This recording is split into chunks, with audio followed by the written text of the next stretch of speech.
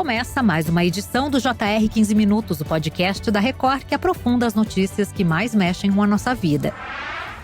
O parlamento da Alemanha confirmou hoje Friedrich Merz como novo chanceler do país. A vitória foi marcada por uma derrota para o novo governo. A eleição precisou de 2 turnos para ser definida. Na primeira votação, Friedrich Merz recebeu menos votos do que precisava, apesar de liderar a coalizão que tem mais do que o número de votos necessários. A Alemanha vive um novo capítulo em sua história política.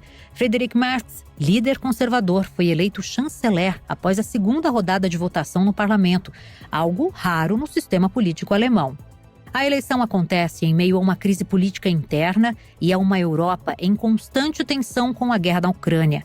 O que esperar do novo governo conservador? Quais mudanças esse novo chanceler promete trazer? E como isso afeta a relação da Alemanha com o restante do continente e do mundo?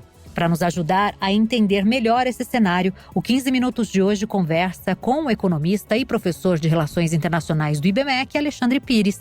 Seja muito bem-vindo, professor.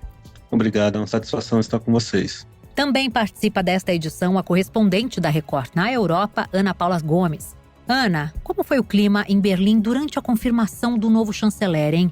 Quais foram os bastidores aí dessa votação apertada? Oi, Adriana. Olá, professor Alexandre. Ontem foi um dia realmente movimentado em Berlim. O Parlamento Federal da Alemanha estava em clima de tensão, principalmente depois que Friedrich Merz não conseguiu se eleger na primeira votação. Muita gente ficou surpresa com esse revés, já que uma segunda rodada de votação não é algo comum na política parlamentar alemã. Mas com 325 votos no segundo turno, ele garantiu a maioria absoluta e agora assume o cargo de chanceler num momento de grandes expectativas e enormes responsabilidades. E olha, Adriana, esse desfecho está dando o que falar tanto pelo ineditismo quanto pelas sinalizações políticas que ele traz. Professor Alexandre, Merz só conseguiu ser eleito após uma primeira votação frustrada. Que fatores explicam essa dificuldade inicial e o que isso revela sobre o atual cenário político alemão? As eleições foram eleições bastante atípicas. O Partido Social Democrata, que estava no governo, reduziu muito ali o seu poder de votação, quase em 100 cadeiras, né? Ou seja, em torno de 90, enquanto que os democratas cristãos aumentaram um pouco, mas não o suficiente para terem o número que eles tinham somados, enquanto um estava na oposição e outro na situação, que era acima de 400 cadeiras.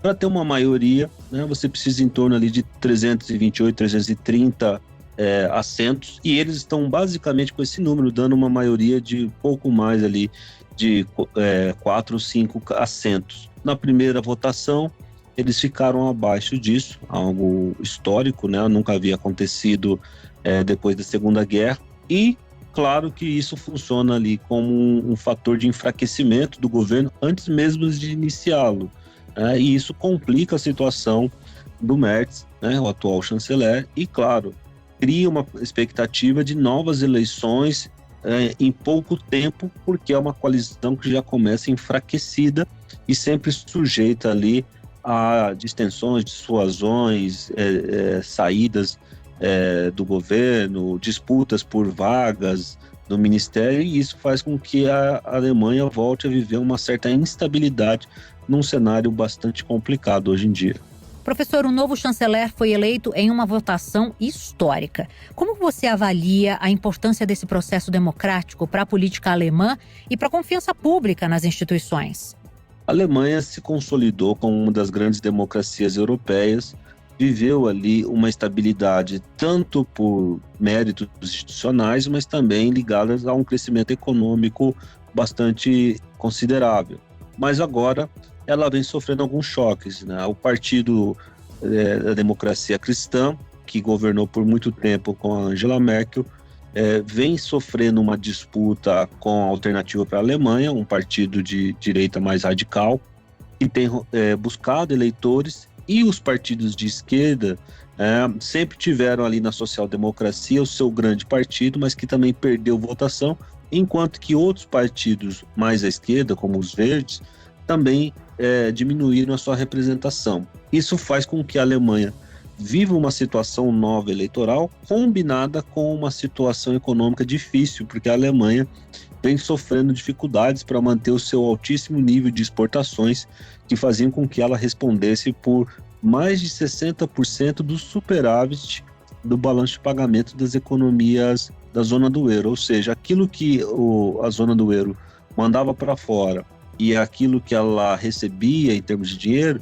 esse superávit, 60%, 2/3, era graças à balança comercial alemã. Com a China aumentando a sua capacidade de exportação dos mesmos itens que a Alemanha fazia e diminuindo, consequentemente, a importação dos produtos alemães para o qual a China era um dos principais destinos, isso faz com que a Alemanha enfrente aí uma crise dupla, né? Uma mudança do perfil eleitoral e um desafio econômico que não vai se resolver tão rapidamente. Agora, professor, Merz assumiu aí o cargo após negociações intensas com os sociais-democratas. Quais concessões foram feitas para formar essa coalizão e como ela pode impactar a governabilidade? Toda a coalizão, ela funciona na Alemanha de modo muito parecido com o de outros países. É feita indicações de cargos. Alguns cargos importantes deixaram de ser da social-democracia, obviamente, né? Cargos principais de finanças e outros passam para o controle dos democratas cristãos e outros cargos um pouco secundários, né, vão passar ali para a social-democracia. O arranjo é esse de tentar manter o Partido Social-Democrata com relevância, ao mesmo tempo aceitando que o governo é dos democratas cristãos. Mas como eles têm números muito próximos e uma dependência muito grande dessa maioria tênue que existe para se manter o governo, o poder de barganha da social-democracia cresce muito e vários membros, para darem esses 4 votos de maioria, 5 votos, cobram caro. Então, o acordo ficou tenso nesse sentido, porém não havia uma alternativa. O único jeito de eu formar um governo com esse resultado eleitoral era uma grande coalizão entre os democratas cristãos e os sociais-democratas. Fora isso, a Alemanha ficaria ali na espera de novas eleições para tentar ter um resultado eleitoral mais positivo, que provavelmente indicaria um crescimento da alternativa para a Alemanha, o partido ali da direita mais radical. Comparado a Angela Merkel, Merz adota uma postura mais assertiva.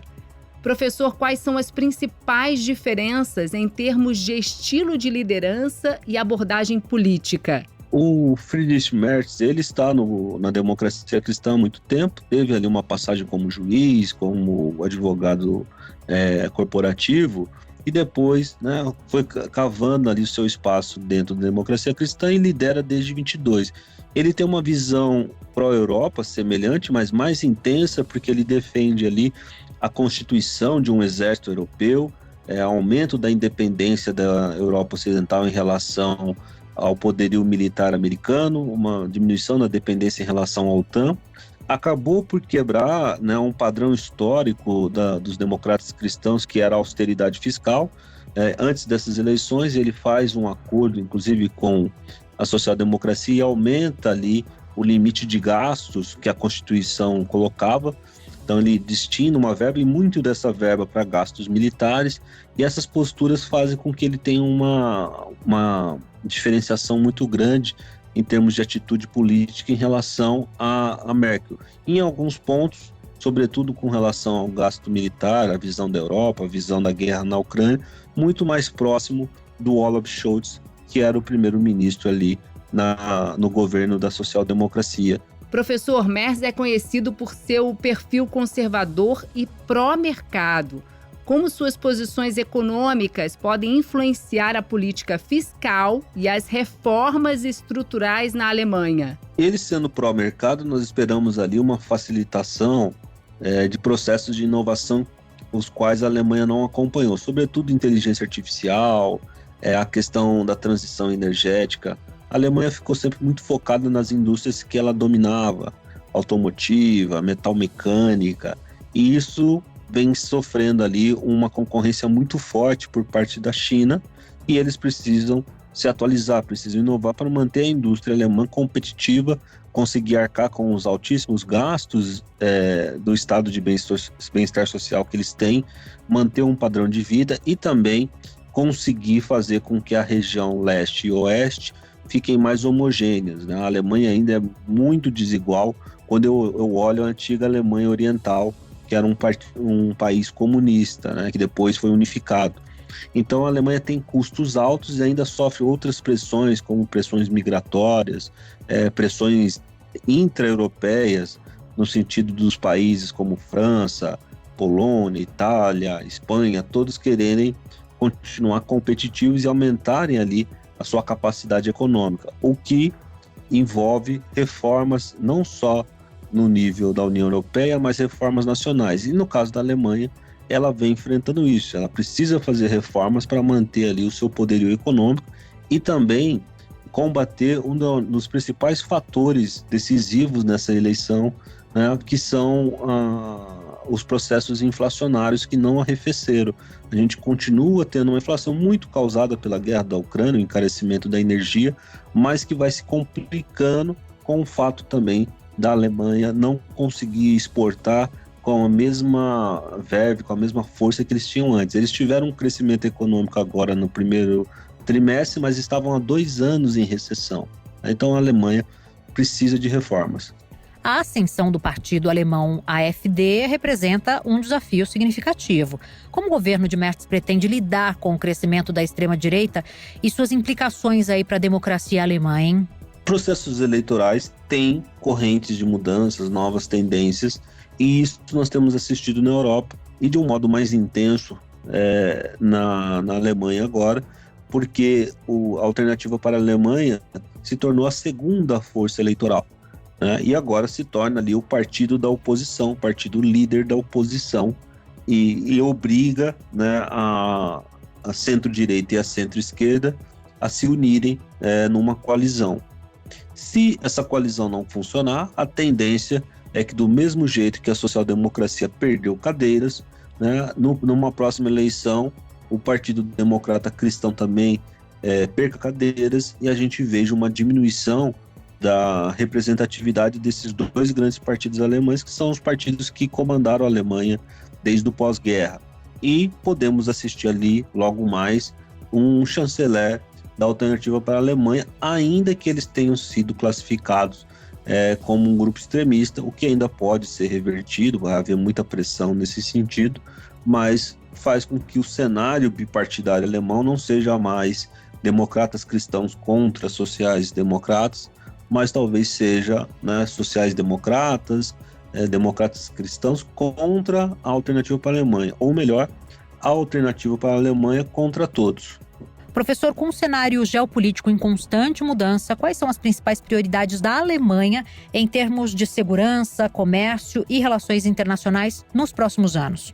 A primeira questão que a Alemanha tem que resolver é a energética. Ela era altamente dependente da Rússia, do gás russo. Isso aí não vai se resolver no curto prazo. Ela tem que achar alternativas. O único país que tem condições de prover em quantidade suficiente energia para a Alemanha na forma de gás seriam os Estados Unidos na forma de gás liquefeito, o que é logisticamente difícil, mais custoso e que demora um tempo. Nós já estamos vendo isso acontecer, mas não na escala necessária. Fora isso, eles teriam que recorrer a termoelétricas, petróleo, e aí eles ficariam mais dependentes do Oriente Médio, e isso tudo vai complicando a equação. O segundo ponto é com relação às exportações. A Alemanha precisa ser competitiva contra o setor manufatureiro chinês, que era um destino, como eu disse, das suas exportações, mas ela precisa ter ganhos de produtividade. E muito desses ganhos de produtividade exigem investimentos em tecnologias novas, e para a qual a Alemanha ficou para trás. E, fora isso, né, o grande problema é como lidar com processos migratórios e a relação com os outros membros da União Europeia. Tudo que tem que ser evitado hoje é a saída ou o enfraquecimento da União Europeia. E isso tem ficado cada dia mais difícil, porque a Europa vem perdendo relevância econômica. Termina agora a edição 1164 do podcast 15 Minutos. Eu agradeço muito a participação e os esclarecimentos do economista e professor de Relações Internacionais do IBMEC, Alexandre Pires. Muito obrigada, professor. Obrigado. Agradeço também a participação da correspondente da Record na Europa, Ana Paula Gomes. Obrigada, Ana.